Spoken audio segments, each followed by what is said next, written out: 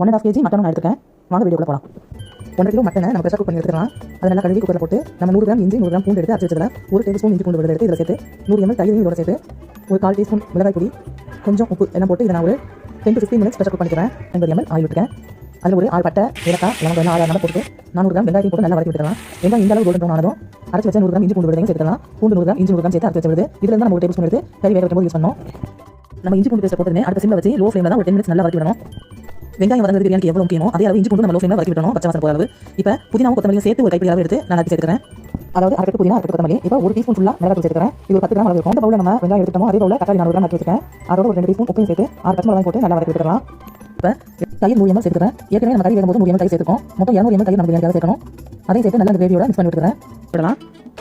அது ஒரு 100 ml அளவுக்கு அந்த தண்ணி விட்டுக்குது. அதை நம்ம தனியாக கரெக்ட் பண்ணி வச்சுக்கலாம். இப்போ ஒரு பாத்திரத்தில் நம்ம ஒரு 800 ml நம்ம தண்ணி அளந்து எடுத்துக்கலாம். நம்ம இப்போ அளந்து வச்சிருக்க தண்ணியை இந்த கறியோட சேர்த்து அது ஒரு 1/2 மணி நேரம் லோ ஃப்ளேம்லேயே வேக விடலாம். இப்போ 1 கிலோ அரிசிக்கு 3 லிட்டர் தண்ணி நல்லா கொதிக்க வச்சு அதில் 4 டேபிள் ஸ்பூன் கல்லுக்கு சேர்த்து ஊற வச்ச பாஸ்மதி அரிசி அதில் 5 நிமிஷம் கொதிக்க வச்சு வடிச்சு எடுத்துக்கலாம். இந்த மாதிரி ஒரு அரிக்கறியில் அள்ளி நம்ம எடுத்து போடலாம். மிச்சம் இருக்கிறத இந்த வடிக்கிறத போட்டு நான் ரைஸ் சேர்த்துக்கிறேன். ஒரு 100 ml தண்ணி மட்டும் மேலே நான் சேர்த்துக்கிறேன்.